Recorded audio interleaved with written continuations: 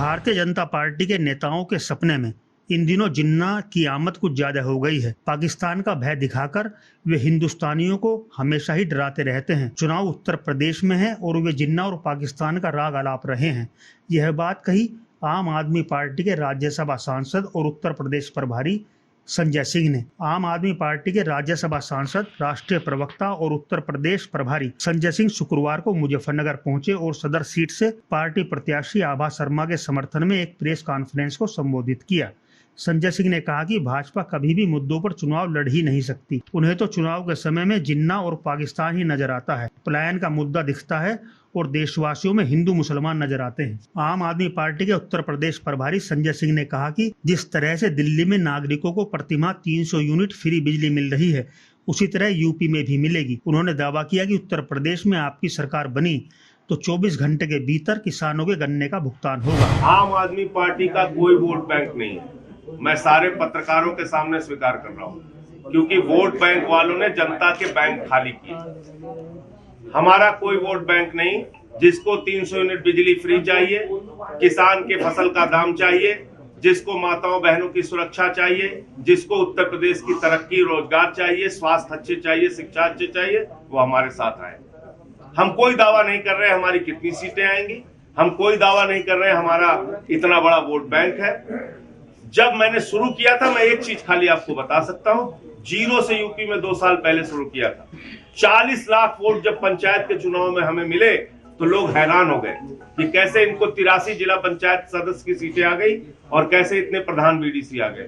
इसी तरीके से चौंकाने वाले परिणाम उत्तर प्रदेश की जनता देगी इस बार, मुझे पूरा भरोसा है। आखिर हम लोग क्यों नहीं मुद्दों पर चुनाव लड़ सकते हैं और मुद्दों पर चुनाव क्यों नहीं जीत सकते? केजरीवाल जी की एक अच्छी गवर्नेंस की सरकार चल रही है दिल्ली में, लोग देख रहे हैं और मुझे लगता है उसके आधार पर वोट करेंगे। आप नेता संजय सिंह मुजफ्फरनगर आए, बैठे, पत्रकारों से वार्ता की और अपनी बात कहकर चलते बने।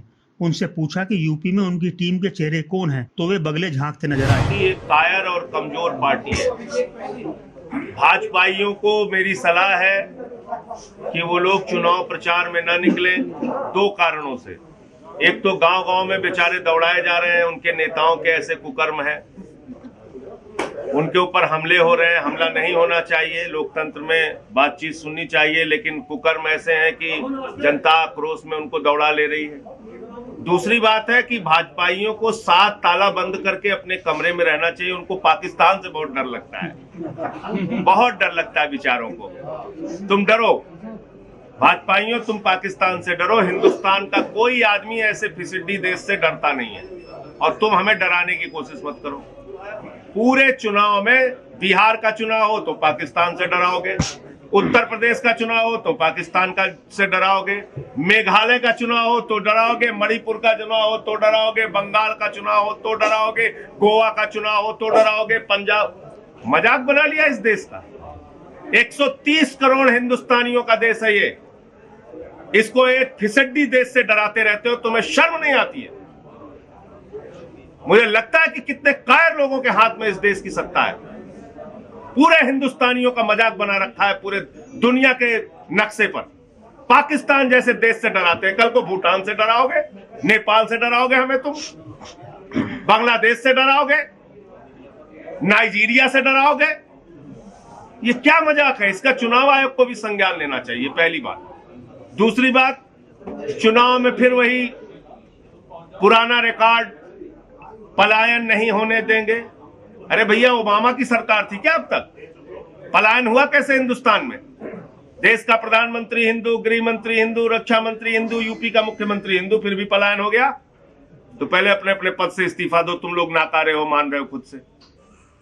तीसरी बात, यूपी का चुनाव अगर भारतीय जनता पार्टी के अंदर दम है, हिम्मत है, केजरीवाल जी ने जैसे किया था कि अगर 5 साल काम किया है तो वोट देना, वरना वोट मत देना। ये मुख्यमंत्री जी ने हमारे कहा था।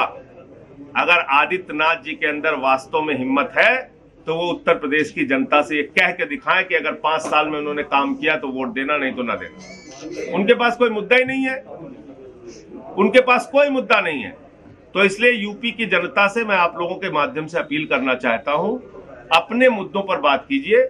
शिक्षा पर, स्वास्थ्य पर, बिजली पर, पानी पर, तरक्की पर, विकास पर, रोजगार पर, किसानी पर कैसे क्या होगा।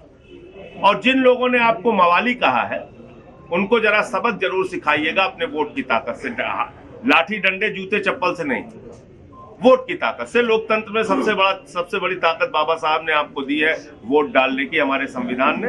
वोट की ताकत से इनको जवाब दीजिए। गांव गांव में अब कल वो रिपोर्ट कार्ड पेश कर रहे थे आदित्यनाथ जी 5 साल के बाद, तो मैंने कहा भाई रिपोर्ट कार्ड अगर इतना अच्छा है तो गांव गांव में मार क्यों खा रहे हैं तुम्हारे नेता, इसको बता दो। बताने के लिए नहीं। तो जिस पश्चिमी उत्तर प्रदेश में मैं इस वक्त हूं, मैं मुजफ्फरनगर की जनता से और पश्चिमी उत्तर प्रदेश और उत्तर प्रदेश की जनता से यही कहना चाहता हूं, जो आपके सामने अच्छे नेता दे, जो आपके सामने अच्छे मुद्दे दे, ऐसी पार्टी को वोट दीजिए। हमारे कैंडिडेट को भी परखिए। मैं तो खुली चुनौती देता हूं। दूसरी पार्टियों की सूची निकल रही है, चर्चा हो रही है कितने गुंडे, कितने माफिया, कितने चोर, कितने उचक्के। आम आदमी पार्टी की जब सूची निकलती है तो चर्चा होती है कितने डॉक्टर, कितने इंजीनियर, कितने पीएचडी, कितने एमबीए, कितने एलएलबी, कितनी बीएड। तो ये हमने काम करके दिखाया है यूपी की राजनीति में। अब बाकी जिम्मेदारी उत्तर प्रदेश की महान जनता के ऊपर है।